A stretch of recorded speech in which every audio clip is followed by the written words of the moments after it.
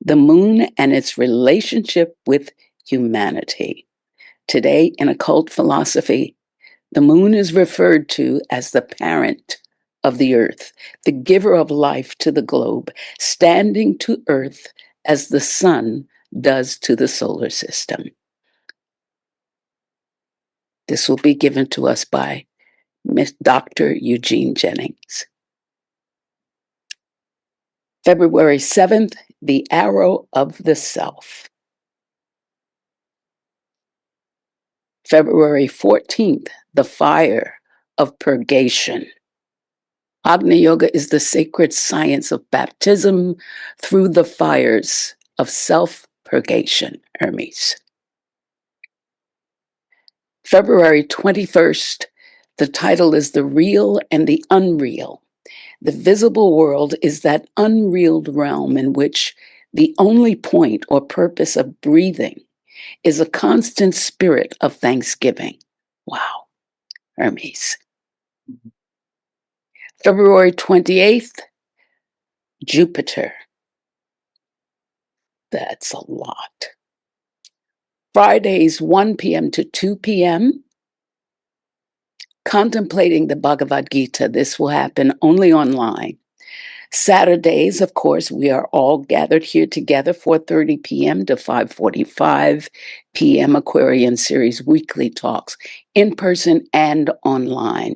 Sundays, 10:30 a.m. to 11:15 a.m., discussing karma and reincarnation, in person and online. And Sundays, 11:15 a.m. to 12 noon, explorations in the secret doctrine, in person and online. So everyone is welcome. Please come back and be with us again and again. All right. This is from The Secret Doctrine, Volume 1, page 365. No symbol. Oh, okay. No symbol, the sun included, was more complex in its manifold meanings than the lunar symbol. The sex, of course, was dual. With some, it was male. For example, the Hindu, King Soma, and the Chaldean sin. With other nations, it was female. The beauteous goddesses, Diana, Luna, Plithia, Lucina. The whole riddle of the solar and lunar worship, as now traced in the churches, hangs indeed on this world-old mystery of lunar phenomena. The correlative forces in the Queen of Night that lie latent for modern science, but are fully active to the knowledge of Eastern adepts, explain well the 1,001 images under which the moon was represented by the ancients. We give you now the moon and its relationship. Okay, thank you, Monica. We'd like to begin just to get a ballpark figure of Should where I come? we're at and what we should do. How many individuals that are listening um, feel like you know something about the moon? You can Mhm. raise your hand. I just want to get an eyeball of what park I am actually in. So one hand, two hand, three hand. Uh, um, that's a little bit helpful. Um, the reading again was selected from The Secret Doctrine, and the one term that stands out for this student in regards to guiding the talk is the expression, the Queen of Night. We typically look at the moon and we feel as though we've got some understanding of how it affects the earth. But as H.P. Blavatsky explains in The Secret Doctrine, the Queen of the Night actually relates to the highest mystery. And so if we assume that she is accurate in her expressions, then theoretically the moon pertains not only to all of life on Earth, but everything in the universe. So, out of those that raised their hand, can I just get a second hand raise if you really felt that you understood that the moon was related to everything in the universe? Any hands? Haha, okay. Oh, three. All right. So, if then I say something in error, all of you can correct me. But let's start out. Um, the moon that we see is one thing, but the reading indicates that there are at least 1,001 in quotes images under which the moon is expressed. So hopefully, when we are trying to understand the general ideas related to this topic, we can begin to appreciate that great variety. And so we've decided to start off by just reading some of the names from the different cultures and different times that pertain to the moon. The reading indicates that the moon is variable, it is sexless, which means it has no sex. That pertains to the earth, that pertains to the universe, that pertains to a certain phase of humanity. Then she indicates that the moon is androgynous. That pertains also to the universe, that pertains to humanity, and that pertains to life forms on Earth. Then she explains that the moon is hermaphrodite, both sexes in one, which is different than androgynous, although the seeds of both are present.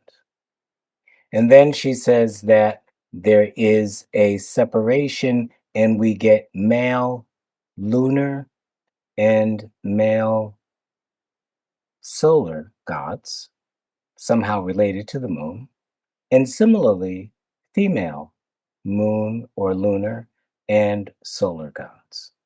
And so, how do we understand this relationship? How do we understand that duality? How do we understand how those elements interact with humanity on Earth, as well as all life forms on Earth? And so, some of the names, at least from the androgynous side, are referred to as Osiris and Lunas, Buddha and Soma, Mercury and Moon, Virgo and Scorpio, Thought and Lunas, Deuce and Lunas. And when she speaks about the oneness of the moon, it's referred to as Jehovah, or three in one as Iowa, or IAO, as the true synthetic aspect of the moon, its influences, its powers, and its relationship with, again, humanity. We'll see planets and also the principles of our nature, as well as the universe and its manifestation. When she speaks about the singular male gods, she calls Apollo, Bacchus, Dionysius, Adonis, Ates, Tasmuz, and reports in accordance certain of their functions. Now, we're thinking about the moon as a dead planet, and yet, as the introduction reading indicated, that the moon is the life giver and a creative force. And we have to ask, how can something dead be a creative force? On the side of the female gods and goddesses, she gives us Nephthys, Neth, Proserpina, Mylitta, Sybil, Isis, Astarte, Venus, Hecate, and Isis. And when we begin to look at both male, female, and hermaphroditic characters, she tells us all of this can be summed up in soma, fish, and sin. Soma, fish, and sin. And we repeat that because even that has multiple interpretations. And so, another question we can ask as we begin to try to understand the moon is, how do we understand these 20 different terms and 20 different words that reflect aspects of the moon that are hermaphroditic, androgynous, sexless, unified, and dual? And how do we see all of that when we look up at the sky and we see a dead planet that at best reflects light from the sun and goes through its changes and phases? How do we derive information and especially knowledge, as HPB suggests in the Secret Doctrine, from this? So we can ask, what do we know physically about the moon?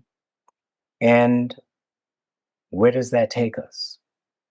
So, most of us, as we think about the moon, are thinking about it as the night light. The full moon is always pretty. It's kind of romantic at times. The dark moon we can't see. The quarter moon we see. We can recognize when the moon is waxing and when the moon is waning. And we begin to recognize as the moon goes through these cycles, as ancient humanity did, that the light from the sun reflected on the moon gives us cyclic information. So one of the first things we learn about the moon is that it is a timekeeper.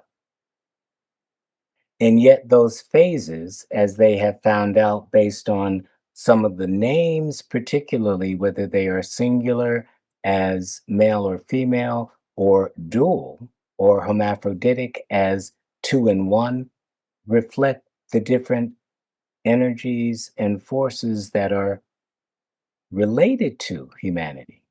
Obviously, one of the more better known is the idea of generation, fertilization, or fertilization, and the literal menstrual cycle of the woman, and how that follows in some respects in terms of the timing, the phases of the moon, which phases then become fertile phases, which phases are non fertile phases, and which phases even begin to predict the onset of those fertile phases, and which tend to indicate the death and passing on of those phases. So, in that singular female cycle, we are looking at the nature of birth, of generation, of development, of incarnation of death and dying. And so in some of the names, we see a connection in regards to the light side and the dark side. The light side of what? The light side of all of our efforts, our aspirations, the dark side of all of the negative things that we do that really are detrimental and kill the soul.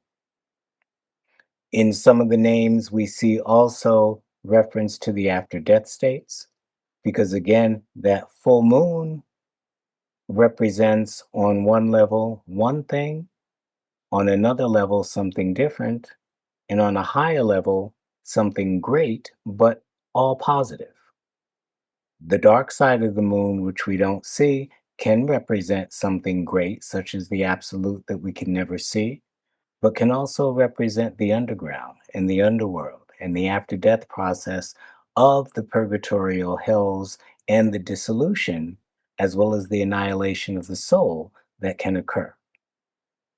In all of these names, if we begin to study the names and the characters from the different cultures and the situations in which they find themselves, we then begin to look at what is being told to us through the characters interacting as associated with the phases of the moon. Now, we can say that those phases are very, very still and that we are projecting onto those phases information that correlates with certain basic cycles. The additional cycles that are affiliated with the moon are migrations of animals, nocturnal animals, and some of their operations, their venomous properties, their positive properties. We are looking at how the moon, which many don't suspect, is really with its tidal forces keeping the axis of the earth at the proper tilt in order to sustain the stability of the seasons that then allow us to reliably plant and harvest and predict weather patterns, etc. So, again, in its phases and indications, it is giving us information. But from a theosophical point of view, this is still just physical information. And so, one of the things that HPB explains in the Secret Doctrine is that when we are working with the symbolism of the moon, and for that, anything, we should be able to engage the ideas and interpret them in the following ways. We can look at them from a theological or theogonic perspective. We can look at them from a cosmic, cosmological perspective. We can interpret them from an astronomical or an astrological perspective. And that astrological versus the astronomical is really about the bodies, the positions, and the relations. The astrological is about the influences and how those influences affect the very principles of our being if we are going to speak mainly about humanity. She tells us that we have to be able to interpret these phases of the moons and the relationships of the moons from the perspective of meteorology, which is really about, if we remember the correct word, measurement. Whether we're measuring the pyramid in terms of the king's chamber and the queen's chamber in regards to the relationship that that has with the moon and its phases, or whether we're measuring the phases and cycles of the moon itself.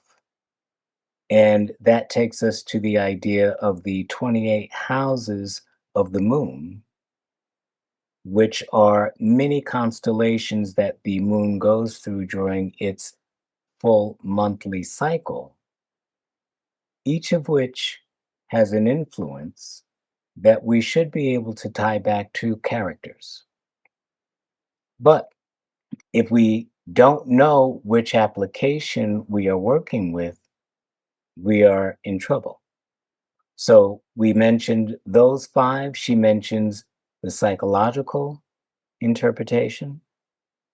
She mentions the generative interpretation. There's the interpretation in relationship to the idea of the moon as the life giver of the earth in relation to the lunar pitris, or those generative forces that are working to manifest and build up the four lower principles of the human form, all of which deal with similar characters in different ways at different times during the cycles of the moon. She talks about the astral nature of the moon and its influences, which are just the astral forces. And we'll talk about the idea of forces in relation, but then she speaks about the astral body and the centers in relation to the phases of the moon. And so, again, whether we're talking about cosmology, whether we're talking about astronomy, astrology, whether we're moving it down to psychology, what is the relationship of the lower mind to the moon? And sometimes we don't often think about it, but like she says, soma, sin, and fish have to do with, from one perspective, Atma, Buddhi, Manas. And those have their lower aspects in regards to those three lower principles, again, lunar influence, that respond to the phases of the moon. So when we are looking at this and we are applying measurement to, let's say, the physiology part of our being that relates to the lunar pitris, we're coming up with measurements that relate to different functionalities. When we're applying it to the psychology of our being, now we're addressing the lower brain mind in relation to the astral, keeping in mind the nature of the influences depending upon the characters that we are talking about in the so called myths as we begin to understand the stories to unlock the information that is being communicated through those avenues. She mentions the mystical way of understanding these lunar phases and interactions with the physiology and the astral nature, as well as the kingdoms on Earth. She mentions the mystical side of the moon in regards to, again, sun, moon, earth, as it relates to how the purified astral can be a reflection of that full moon when it is receiving the full spiritual influence of the sun that is now being seen from the lower mind aspect of our brain mind and astral mind on earth. And when all of that is aligned and all of that is connected, we have access, as she says, then to truer lunar mysteries with their understanding. And so when we are talking about looking at the moon, we are talking about many aspects that we can bring to, or keys that we can bring to, trying to understand what the moon is as a dead body, how that dead body clearly has dynamic, generative, positive effects on the earth, is still connected to the earth psychologically, physically. We can see that in terms of tides. And again, one other, besides the tilting of the earth and managing the seasons, The very heart of the earth, which is composed of the molten iron and I believe the nickel that create the molten currents that are an extremely dynamic energy, force, and factor, they are affected by the moon. And when the moon affects them, the moon actually affects the electromagnetic or geomagnetic field of the earth, which is related to the solar winds from the sun. So we are now not only talking about the moon, we can't talk about the moon without recognizing its phases and recognizing the relationship that those phases tell us about the inner core of the earth, how that impacts the very earth itself, and how that's related to the solar winds. And even one recent article in Current Science indicates that the solar winds actually blow particles of matter from the earth onto the moon. But what about when the moon is in the way and we're talking about eclipses, partial eclipses, lunar eclipses, solar eclipses, etc.? What is the dynamic then? It's a reciprocal dynamic, just like gravity. Each item pulls on the other, each one is influencing the other. We don't always realize this, and we clearly don't connect that with the cycles of our lives. If we did, there would be more greater insight into not that the moon is causing any particular thing, but the relationships that our vehicles have with that. And I say the vehicles because the lunar Patrice, as we, for the most part, know, are related to the developmental factors of the lower physical principles of the earth, not mind in its higher sense, and definitely not Atma Buddhi. And so, how do we even begin to make sense out of this, given that there are so many ways to interpret from the darkness, which is the dark side of the moon that we never see, which represents the absolute, to the light side in one respect is the mystical lighting up of mind. From another perspective, it is the birth of the logos from the unmanifested, generating that light that is Devi Prakritik, that generates the forces from Foha. And those forces have a direct relationship not only to the earth, but to the other planets in the system. And so, how do we try to even organize all of this information? We could go through the secret doctrine and write everything down and see the great variety in which she is speaking about the moon, which we haven't even begun to exhaust yet, because we can exhaust that without understanding relationships. The moon is not alone, it has a relationship with the sun. The sun is not alone, it has a relationship with that spiritual sun, if we would say. The forces of the sun are unique, that have an impact, especially on a full moon, with that moon subsequently reflected on the earth. All of this is considered from, as the reading said, but are fully active to the knowledge of the Eastern adept.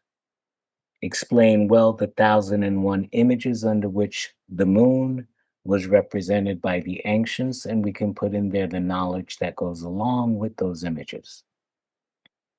But we can't really do that unless we have some degree of organization. And so this piece of information will probably resonate better with students that have studied theosophy and are familiar with that wonderful page 157 in the SD. Put aside page 200 for a moment. But 157 gives us that comparative chart between the Buddhist, the Vedanta, and the Taraka Yoga, as well as the sevenfold of theosophy.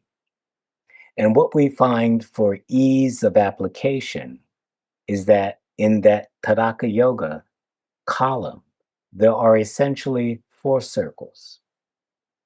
They talk about the four principles, the three lower principles, then mind, kama manas, and higher manas in terms of Vijnanamaya kosa. Then they talk about the Karanapati or the causal, and then they talk about the Atmic.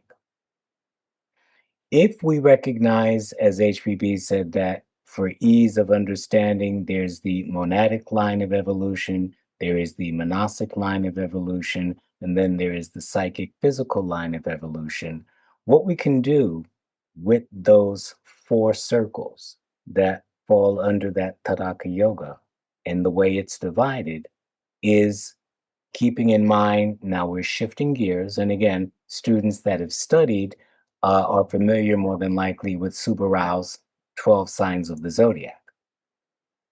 If we divide those into three and or four, each of those circles represent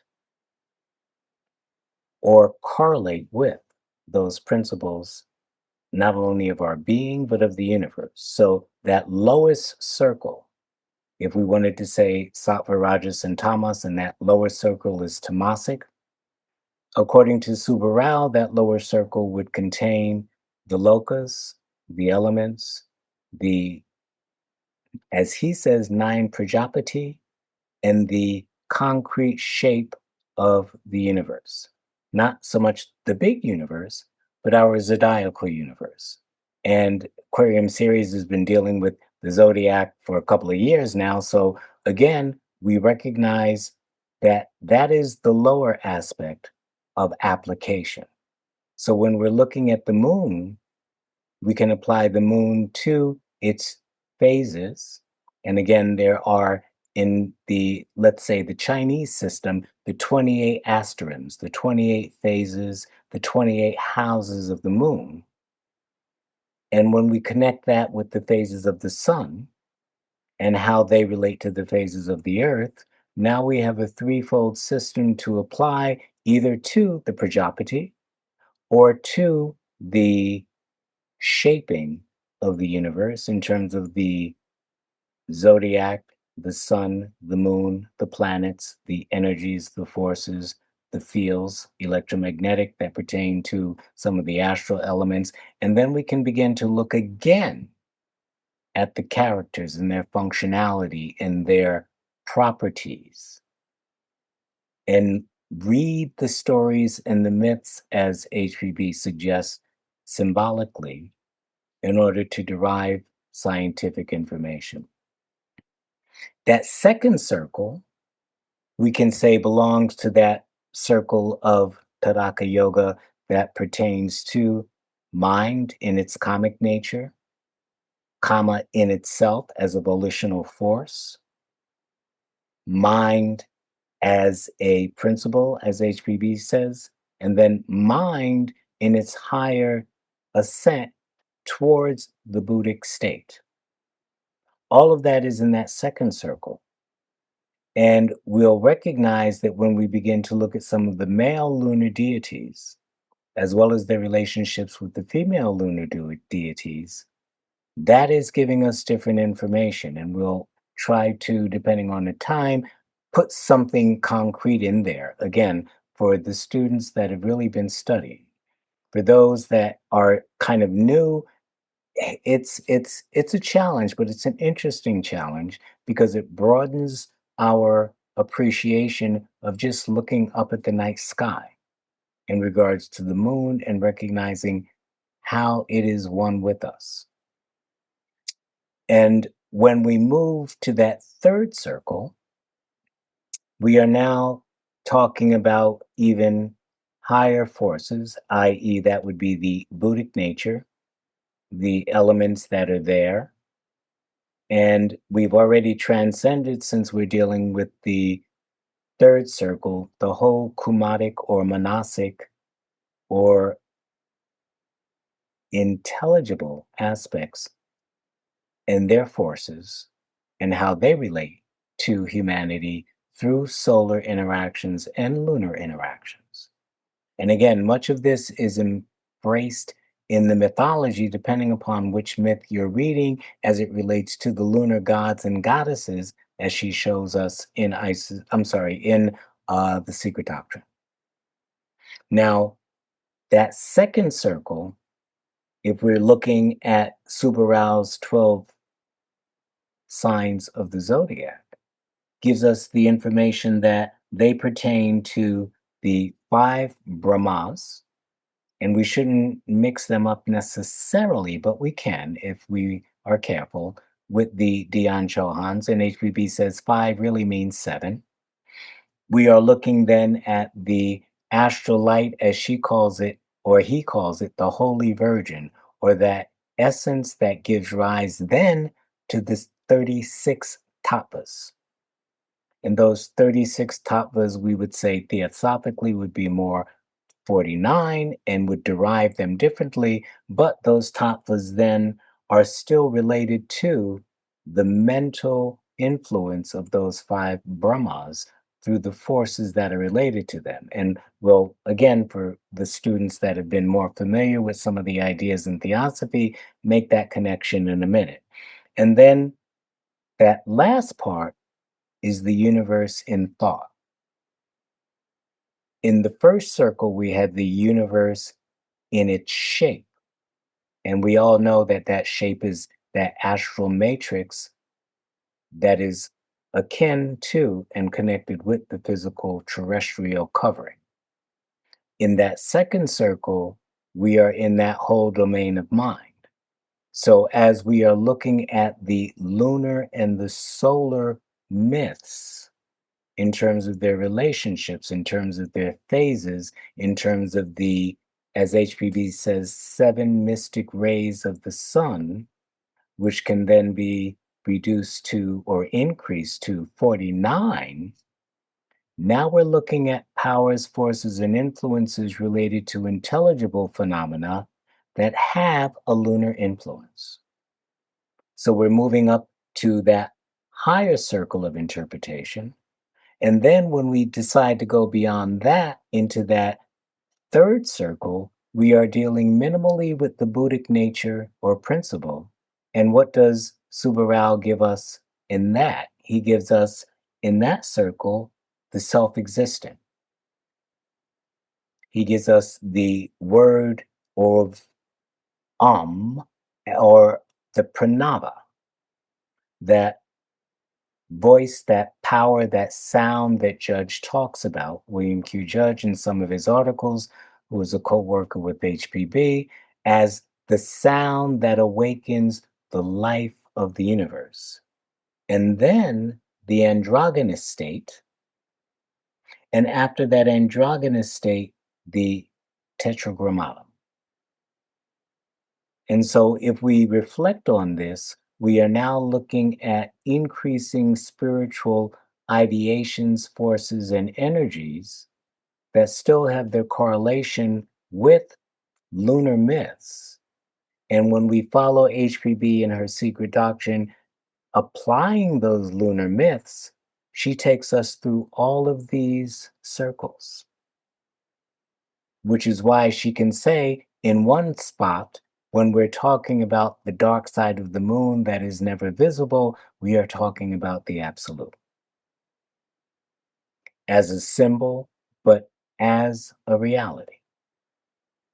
And so when we are trying to make sense of the 1001 myths, the multiple characters that exist, their properties, their powers, their abilities, their struggles, what they conquer, and what conquers them, we are actually looking at a dynamic of psychophysiological cosmic dynamic.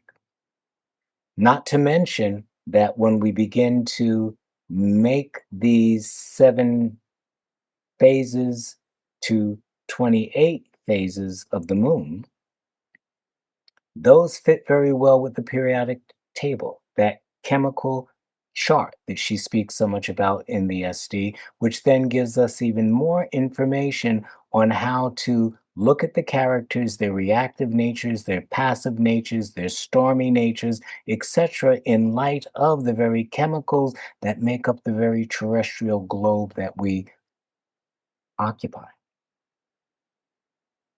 And when we begin to look at the relationship between the lunar or moon and the solar, and we begin to apply that lunar Pitri, we can't apply that lunar Pitri dynamic without that solar Pitri dynamic, which again takes us to that second circle of Taraka Yoga, but applied to Subarao, we are now in that realm of mind and the Kumaras and how they have a role to play in the waking up of the mind of the lunar Pitri.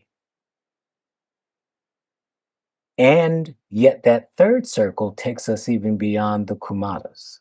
So, again, when we think of the moon, and we typically think that it does have an effect on our weather based on the gravity pulls, the way it changes the pressures in our atmosphere, it changes the electromagnetic fields of our earth, it counts out or marks the time of fertilization, of generation, of indicating when an ego will incarnate in an astral form in terms of being embedded within the womb and growth and development, which then ties us to embryology and how the embryo develops also in line with the phases of the moon, the new moon, the old moon, etc.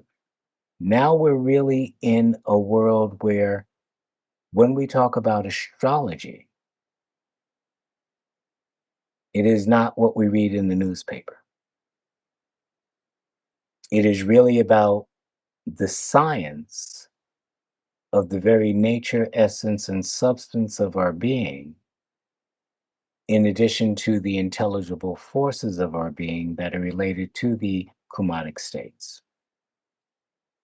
And when we speak about the solar aspect of relation to the moon, as well as the earth, HPB brings us these seven mystic forces, and she names them as the seven solar rays, the Shushumna ray, the Sanandas ray, the Vispa Treakas ray, the Vispa Karman ray, the Hari Kesha ray, the Savraj, which is the last of the seven, and then the Sanjas consciousness, which is the totality of all of that middle circle Kumaric consciousness.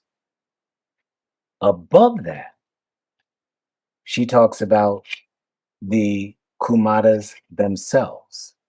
And she gives us the seven classes, which relate to the 7 days, which relate to the 4 cycles, because 7 times 4 gives us the 28.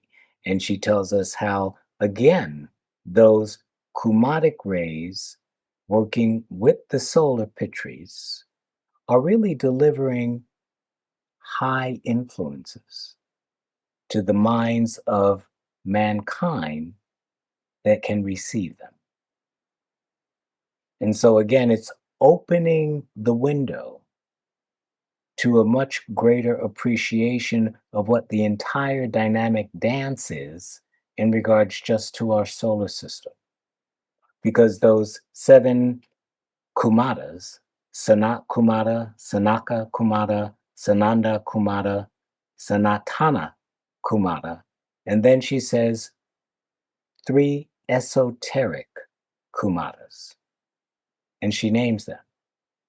And they have totally different functions, but they still are the intelligences that use those mystic rays to impact through lunar influences. And those lunar influences we can recognize may, in fact, be the astral influences that pertain to our very nature if we are using a physiological application. If we are using a cosmological application, we are now in Secret Doctrine Book 1 as it relates to the unfolding of the cosmos. If we're bringing it down to the macroscopic level, we are now in Book 2 in regards to the awakening of the races. Just like the moon has been identified as sexless and then androgynous and hermaphroditic, and then separating into the two forces based on the characters, same thing happens to the races. 7 different places on the globe, 7 related mystic forces working with them that are solar. Same thing in terms of the 7 phases slash 28 phases that the moon goes through, and how in turn these are impacting those races. Not to mention that once we begin to talk about the intelligible influences in the Kumaras, we are now talking about the 14 Manus, which brings us to the seed Manu, or the root Manu and the seed Manu, two aspects, which reduces to 7, which then brings us to the very nature of rounds and races and yugas. Because we can't talk about those revelations, the smaller Earth revolution, the moon revolution, the solar revolution, and those forces without talking about the nature of mind manifesting on Earth and how that is tied into the Kumadic state. But beyond that Kumadic state, what do we have? We have 7, again, if we are looking at Subarau's introduction in regards to the 12 signs of the zodiac, we are looking at those 7 Dhyan Chohans, or those 5 Brahmic forces. And although we don't have names for the Dhyan Chohans, what we just did tonight is took the liberty of using the names of the Buddhist ones that she refers to that correlate with the Dhyani Chohans. And again, some of you will be familiar with these: the Virochana, the Amoghasiddhi Buddha, the Ratnasambhava, the Amitabha, the Vajrasattva, and the Akshobha. And to put all of that together, perhaps Avalokiteshvara. And when we talk about those Dhyan Chohans, we know that Foha is the steed that they ride on. And so we have to talk about Padasakti, Janasakti, Ichasakti, Kritya Sakti, Kundalini Sakti, Mantra Sakti, as she explains it in The Secret Doctrine, those 6 forces, primal forces, being subsumed in one chief force. And if we are now thinking of the white light of the Logi as the full moon, we are now looking at, if we put these pieces together, a entire connection that takes us back to our true nature. It is a line of force and influence that is, again, repeated on 7 planes, if we will, in different ways, according to the plane, the substance, the essence, the containers, the limitations, etc. But those primal forces, the primal intelligences, the human intelligences in regards to the kumaras that are awakening and lighting up mind, the solar influences that are necessary for the earth through the variations of the phases of the moon, all represented in the characters that we started in the beginning reading, that had to do with, what were some of those names? Buddha Soma, Thought Lunas, Jehovah, Apollo, Sybil, Isis. And we didn't even go into the underground aspect of those female goddesses that are related to the moon, and what that dark side represents there in terms of truly what those hells, purgatories, and the absolute loss of soul is. We mentioned that, but even that is a science to the ancient initiates and adepts. And when they are looking at this full circle, they know how to go home because they understand the true soma that embodies, embraces, and is the cause of all of these apparent differentiations that are one life. And if she says the correlative forces in the Queen of Night that lie latent for modern science is because modern science has not yet come to, number one, appreciate them, number two, recognize them, and number three, understand them. And yet, from the perspective of the occult side, forget about the esoteric side, from the occult side, these initiates and adepts have had the experience to move through these different states, understand these different interactions, look at these different influences, use these different influences for the benefit of humanity when the cycles allow, because they do not go against karma. But they also know the very principles, forces, and energies that are making up the vehicles, but they understand themselves as independent of the vehicle, although using the vehicle. That is the white light of mind, the fullness of mind. The Buddhists talk about that true illuminated mind. Judge talks about that in his chapter of Ocean of Theosophy on Manas. And he says if we took everything away from mind, we would be left with a pure, luminous, white mind. And so that is easily representative of that full moon, that mystical moon that HPB then says is the habitat of the highest divinest wisdom, which is the soma that the initiate literally drinks in terms of assimilating, becoming one with, and experientially knowing. And so I think, yeah, we're running out of time. So again, this is just an introduction to the vastness of the understanding of the role that the moon plays. But again, it doesn't play that role alone. It plays the role in conjunction with the entire choir. And when we start connecting the lines, we see that that entire choir embraces all of the aspects of the universe. So when we have the keys of theosophy and we can use the different tools and the different pieces to put them together in different ways, it, in the beginning, opens up a cognitive appreciation of the vastness of the true spiritual wisdom that relates to the essence of our being, so that we no longer believe or misidentify with the wrong elements that are truly perishable and recyclable. So, on that note, we'll pull the curtains.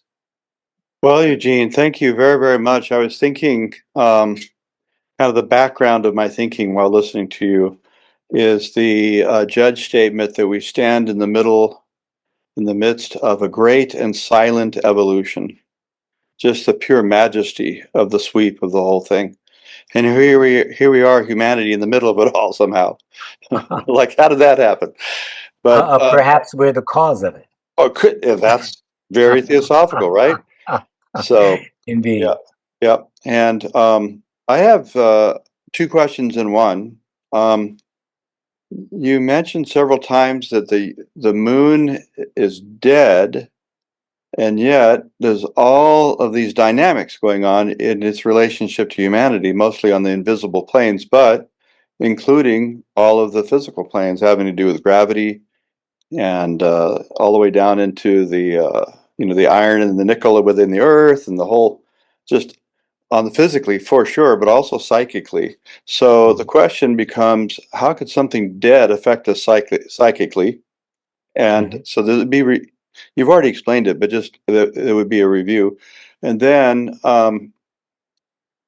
another question that I think is very much related is this thing about sin and soma, the initiation part of things.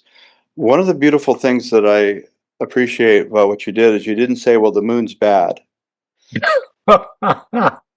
You really did a great job about saying, oh, well, you got the absolute and you've got all of these spiritual things. And my understanding, minimal understanding of initiation ceremonies is that they happen on the waxing moon, throughout the ages. That's kind of and also farmers have been known to pay attention to the waxing moon when it comes to planting seeds. So this thing about soma having to do with initiation, which you kind of wound up, it was kind of a way that you ended your talk. So once again, you've got something that's so-called dead, but it has everything to do with life. Right. Thank you.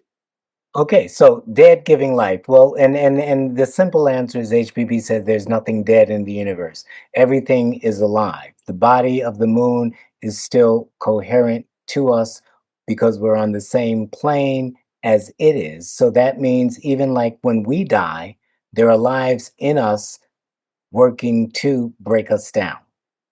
So the moon is dead, but the moon is alive. And when we have the activating forces, those 7 mystic rays, in addition just to the body of the sun, affecting the moon through the solar rays, we are animating even more what is dead. So there is a dynamic process going on, and those, let's say, activated particles. I mean, if we think of electrons and photons, when the photon hits the electron, it generates and it rises up in its orbital level, kicks out energy as light, and then sinks back down.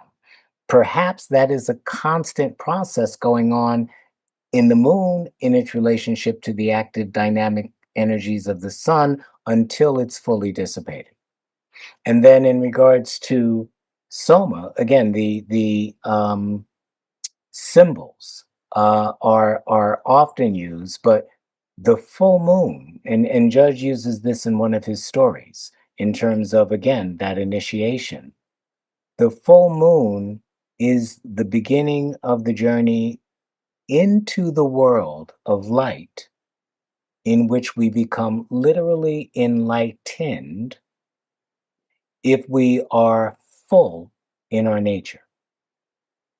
And so the additional way of saying that, again, for those that have read HPB's Occultism and the Occult Arts, she speaks about the fact, and it's a favorite of the student, when the astral has been so purified that it is reduced to a cipher, and the mind is doing the right things in terms of its purification, it is allowed in terms of that astral ego to pulsate in a sense between the highest oikoides and the astral.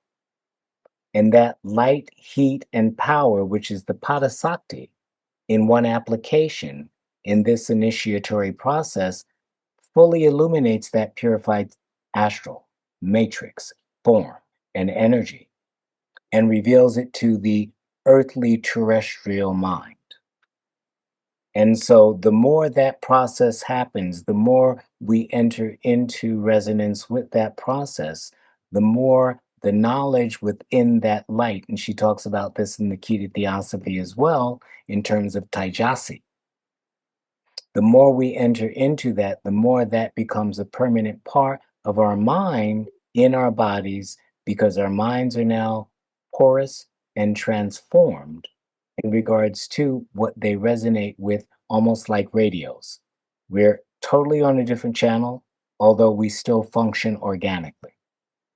And so that becomes just a very different perception, understanding. And if one wants to, one can then apply that knowledge to the use in terms of science for the benefit of humanity, But at this point, humanity's got too many sciences and the power to destroy itself, so there's nothing to share. But there was another hand up there before. Yeah, it I think. was me, but Oh. I would like to pass it on to ULT San Diego and the podium. Thank you. Okay. Hi, Gene.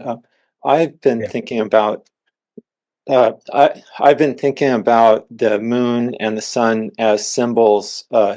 Obviously, the sun being very bright, it could be more associated with vision, with light, whereas the moon, we can have a new moon where we don't see the moon. It could be dark.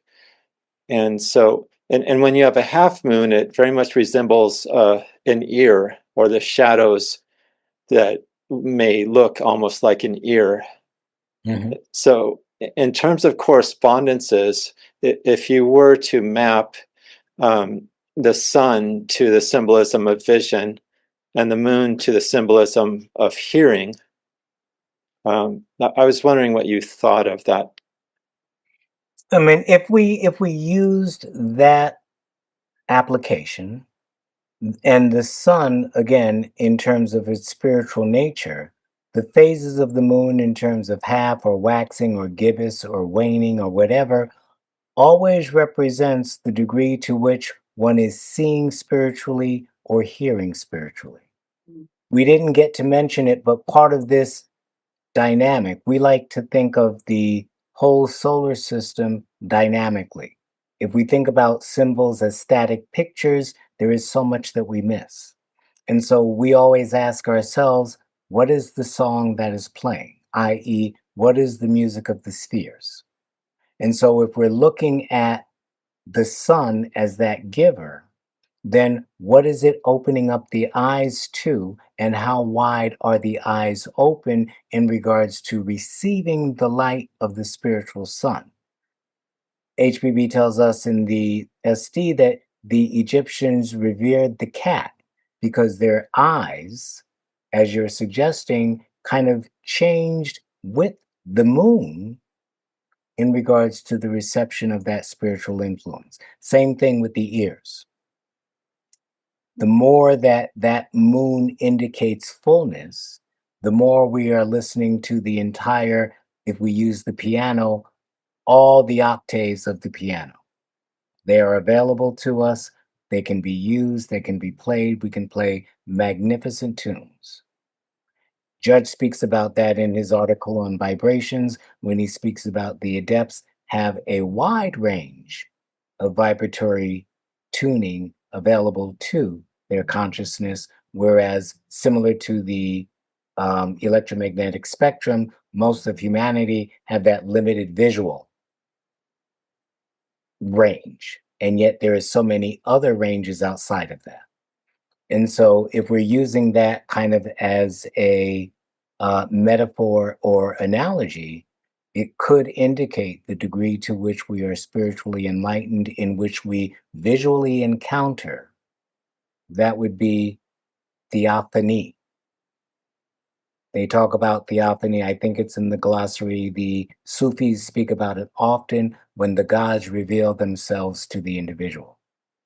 Obviously, the hearing and the music of the spheres, or the Vak in the secret doctrine, when the disciple is ready and pure, and they can begin to hear the voice of the silence, if you wish, or the voice of the Logos, or the voice of one spiritual ego. So if you use those analogies, that that would go very, very well, using the moon as a sign and an indicator of the degree to which one is receiving correctly and purely that spiritual influence. Do you mind if I add one comment that I intended to add? Sure. Where I was going with this is the association of the visual with the spatial, and with the sun with illuminating space, and with the moon and the temporal domain.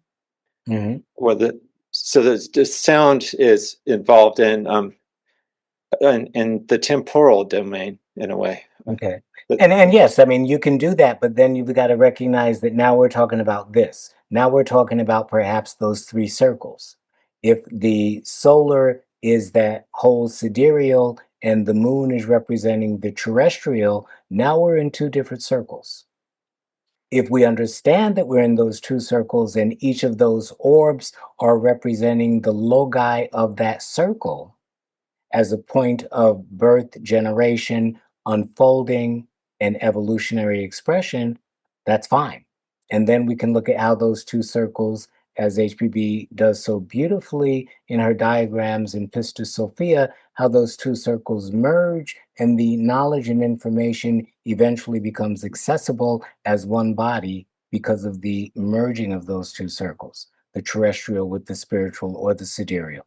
So again, as long as we are flexible and know where we are when we're applying these myths, these metaphors, these analogies, and these allegories, there's no problem because each one then gives us knowledge and information. Thank you. I appreciate Okay. that. All righty. Dave, I think your hand is up.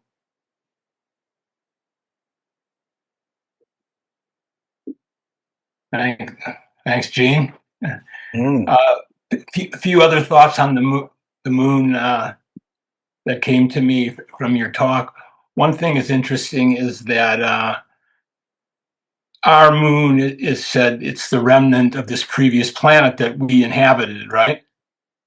mhm. So this our moon is sometimes referred to as a Kamarupa of that previous planet. Mhm. You know, it's what's visible, and thus it affects our kamic and astral natures in some ways. It's said, or it's indicated. You know, there are influences there. Yes. But then I was thinking it's really interesting that many planets have moons in our solar system. Mhm. I think it's 6 actually, but 2 that don't are Mercury and Venus. They don't have any moons. Mhm. So I thought that's really interesting because in an article by Judge on the Moon, he refers to the fact, and he may be referring to the secret doctrine that in the 6th round, which corresponds to Budi, the Budic, our moon will have disappeared. Right. So Right. that's interesting because we've evolved to a place where the Kamarupa has died. It's like a higher level of existence. And, Okay. and then I was thinking, just the last thought was that I don't know so much about Mercury, but Venus, we're told, the Venusians are like at a higher level of evolution. Of course, we don't perceive them because they're on a different plane, and maybe that's why there's no moon that we perceive connected to that planet. Okay, and so there are three ideas there, but in terms of the Kamarupa idea, HPB clearly says that if the moon is the residual body, so to speak, that's dissipating, in some respects, it's like a poorly digested Kamarupa Right. of the ego that has reincarnated that is now being haunted and obsessed by the negativity that outlived the devaconic state of the being. Wow. So that, Is that us? well, I mean, it depends. It depends because, think about it. If you live a life of 15 years of just evil, evil, evil because of your continuing karma, your devacon is short. You're popping in, you're popping out. And your Kamarupa has not even dissolved because it has so much coherent energy. Right. HBB says some of them last for thousands of years. So, yes, we're coming back, and she says there is a magnetic draw, just like the moon, Right. draws the tides, just like it affects the core of the very earth and interferes with the electromagnetic field, which then allows in or out dangerous X-ray energy. So again, all of this scientifically, we can look at it. We can look at it from the after death states because some of the goddesses represent those goddesses of the after death states and what the relationship is there with them. And then if we are talking about planets like Venus, etc., we also have to keep in mind that fourth plane Venus is hell compared to fourth plane Earth. Mm. So if Venus is in a more evolved state, what we are seeing is just the fourth plane state, which might be just the physiological processes of digestion and everything else from our sight, but the being of the Venetian is not on the fourth plane.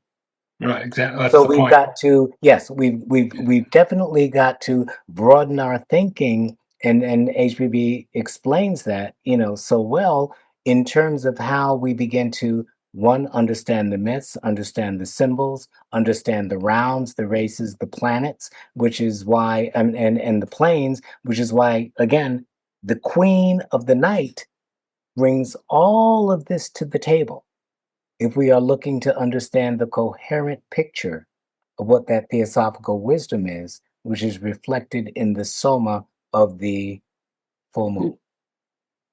Which is tomorrow, by the way.